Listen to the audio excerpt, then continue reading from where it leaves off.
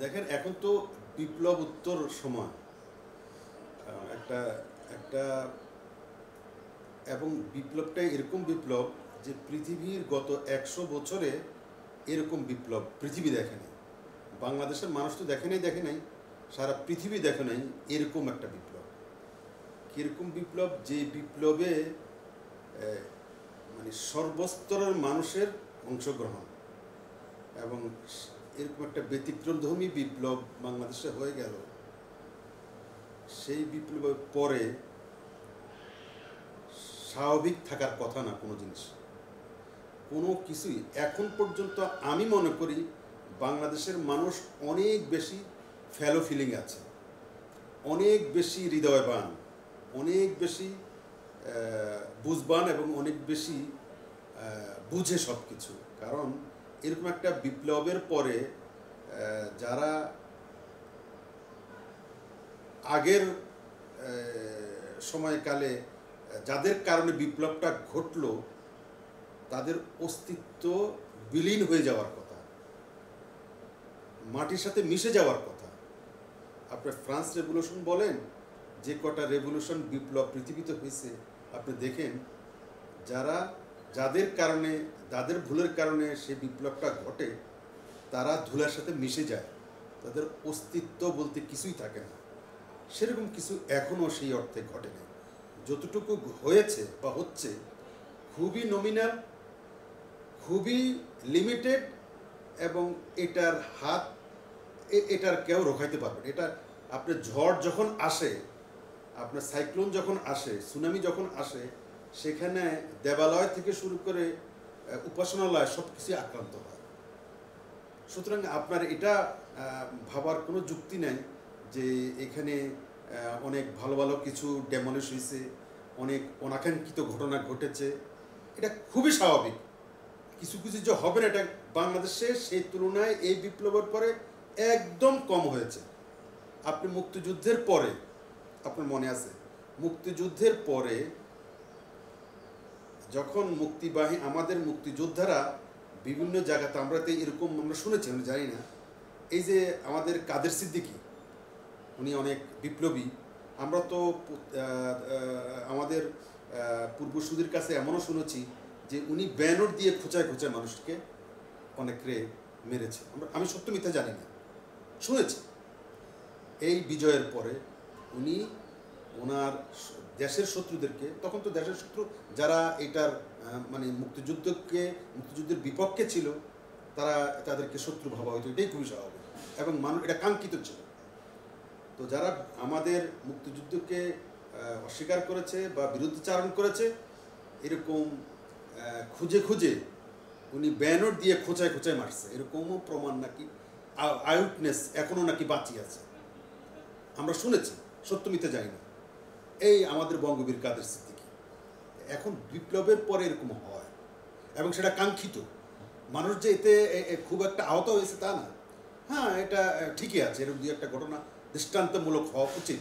ঠিক তেমনি এখনও সেটা হয়, কিন্তু সেই তুলনায় সেই মুক্তিযুদ্ধের সময়ে, মুক্তিযুদ্ধ পরবর্তী স্বাধীনের পরে যাদেরকে দেশদ্রোহী বা দেশ বিরোধী কাজ করেছেন, তাদেরকে তো যেভাবে তাদের উপরে অত্যাচার করছিল, সেই তুলনায় তো কিছুই এখন হয়নি। বর্তমান যে ইমিডিয়েট পাস সরকার চলে গেল, তারা তো এখনও বহাল তবিয়তেই আছে। তারা এখন গর্তের ভিতর থেকে আবার হুঙ্কারও দিতে পারছে। তারা এখন মিডিয়াতে একটু করে আঁকুবাঁকু দিয়ে কথা বলার চেষ্টা করছে এবং তাদের ভয়েস যাচ্ছে। এটা তো স্বাধীনতার সময়ও কেউ কল্পনাও করতে পারেনি, যদিও তখন মিডিয়া ছিল না, কিন্তু এরকম সাহস কেউ দেখাতে পারে না তখন। তো বিপ্লবের পরে এরকম ঘটনা, এগুলো বিচ্ছিন্ন ঘটনা, এগুলো হবে। ধীরে ধীরে সব কিছুই শান্ত হয়ে যাবে এবং হবে। বাংলাদেশে এরকম দেশপ্রেমিক, দেখুন দেশপ্রেমের একটা কি, যে আপনার মধ্যে দেশপ্রেম আছে, এটার প্রমাণটা কি? মানে এটাই প্রমাণ, এরকম একটা সময় মানুষ যে দেশপ্রেমের নমুনা দেখাইছে। আপনি দেখেন প্রত্যেকটা মানুষের মধ্যে একটা ভাবনা এরকম, যে রাষ্ট্রটা আমার, এটা ভাঙলে, এটা নষ্ট করলে আমারই ক্ষতি হবে, কিন্তু তারপরও কিছু কিছু রোগাইতে পারতেছে না, এটা সত্য। কিন্তু ওই চেতনাটা তার আছে যে দেশটা তার আমার। এই বাংলাদেশে 50 বছরে 53 বছরে মানুষের মধ্যে এই বোধ ছিল না, কিন্তু এই 50 বছরও কোনো রাজনৈতিক দল এই বোধটা তৈরি করতে পারে নাই মানুষের মধ্যে যে না, এই দেশটা আমার, এই দেশের ভালো মন্দ আমার। এখন আমি মানে প্রত্যেকটা মানুষ মনে হচ্ছে যেন এখন নিঃশ্বাস ফেলছে, প্রত্যেকটা মানুষ মনে হচ্ছে যেন মানে যেটাকে বলে যে মন খুলে কথা বলতে পারছে। সে মনে হচ্ছে যেন মানে আলো বাতাস এনজয় করছে। বাংলাদেশের যে আলো বাতাস, বাংলাদেশের আলো বাতাসের মধ্যে সে নিঃশ্বাস নিচ্ছে। এই আমার একটা অবস্থা তৈরি হয়েছে বাংলাদেশে।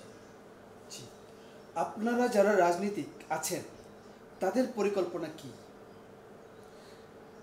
আমরা যারা রাজনীতি দীর্ঘদিন থেকে করছি বা রাজনৈতিক দলগুলো, এখন রাজনৈতিক দলগুলোর মধ্যে তো এক ধরনের কেন, আমার মনে হয় রাজনৈতিক দলগুলো খুবই লজ্জা পাচ্ছে। তারা আত্মগ্লানিতে ভুগছে। রাজনৈতিক দলগুলো, যে কটা রাজনৈতিক দল বাংলাদেশে ক্রিয়াশীল, আমার দল সহ প্রত্যেকটা রাজনৈতিক দল এখন আত্মগ্লানিতে ভুগছে।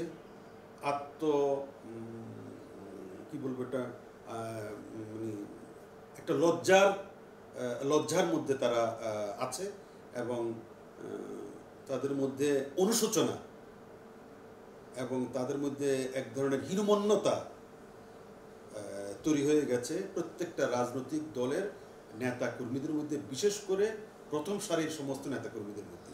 কেন?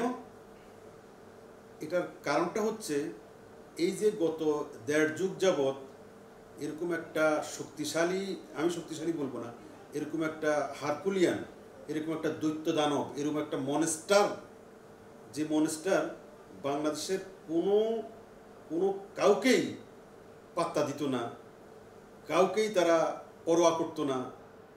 সাধারণ মানুষ থেকে শুরু করে কোনো রাজনৈতিক শক্তি, বিরুদ্ধবাদী বিরোধী শক্তি, কাউকেও তারা পাত্তা দিত না, তারা আমলে নিত না।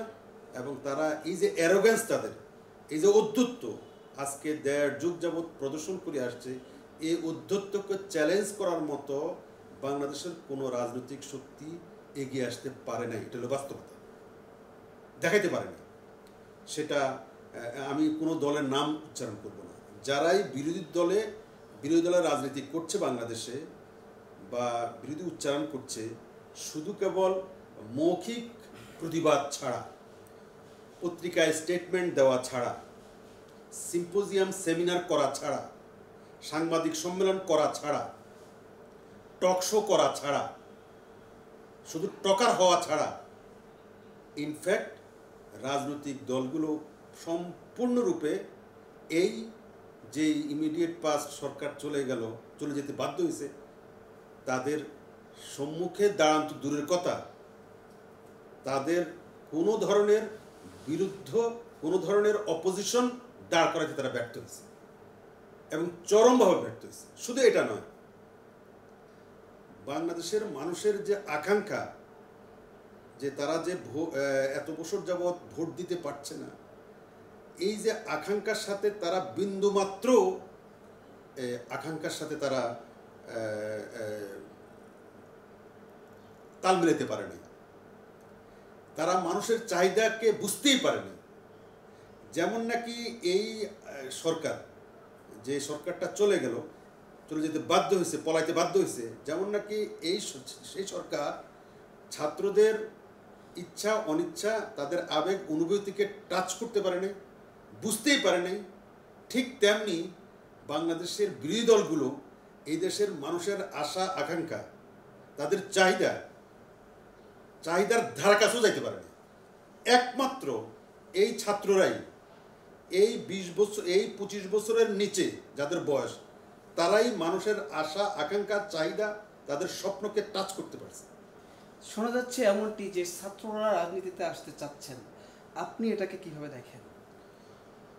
আমি এটাকে দেখি খুবই পজিটিভলি দেখি, এবং তারাই এগিয়ে আসা উচিত।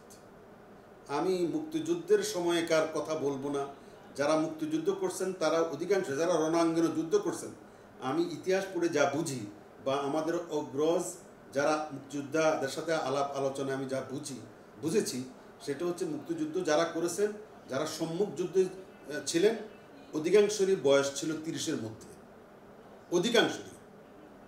অধিকাংশেরই বয়স 30-এর মধ্যে ছিল, যারা অস্ত্র হাতে যুদ্ধ করছে। এর আগে পরে অনেক যোদ্ধা, মুক্তিযোদ্ধা আছে যারা অক্সিলারি হিসেবে ছিলেন, যারা রান্না করে খাওয়াইছেন, যারা ঘরে বসে স্লোগান দিচ্ছেন। আমি এদেরকে প্রকৃত মুক্তিযোদ্ধা বলছি না, আমি মুক্তিযোদ্ধা বলছি যারা রাইফেল হাতে, অস্ত্র হাতে, গান নিয়ে মাঠে জীবনকে বাজি রেখে, যেমন নাকি এই ছেলেরা জীবনকে বাজি রেখে এই সরকারকে হটাইছে, ঠিক তেমনি তখনও এই যারা এই শ্রেণীটা ছিল 30 বছরের মধ্যে, এদের বয়স 15 থেকে 30 বছর। তখন যদি এই মুক্তিযোদ্ধারাই বাংলাদেশ পরিচালনা করত, তাহলে বাংলাদেশের এই হাল হতো না। সর্বশেষ প্রশ্ন আমি শেষ করি। আজকে এই ছাত্ররা, আমি তো মনে করি তারাই একমাত্র ডিজার্ভ করে বাংলাদেশে। এটা কেউ মানে যদি তাদেরকে কোমলমতি বলে, তাদেরকে তারা এখনো ছাত্র, তারা পারবে না, তারা দেখাই দিছে যারা এত বড় একটা বিপ্লব সাধন করতে পারে তারা সব কিছুই পারে। যারা গত 20 বছরে পারি নাই, যারা এত বড় একটা পরিবর্তন সমাজে আনতে পারে, আপনি লক্ষ্য করেন তাদেরকে আপনি কিভাবে কোমলমতি বলছেন। কোমলমতি বলে তাদেরকে তাদের চেতনা, তাদের বিশ্বাস, তাদের যে বুদ্ধিমত্তা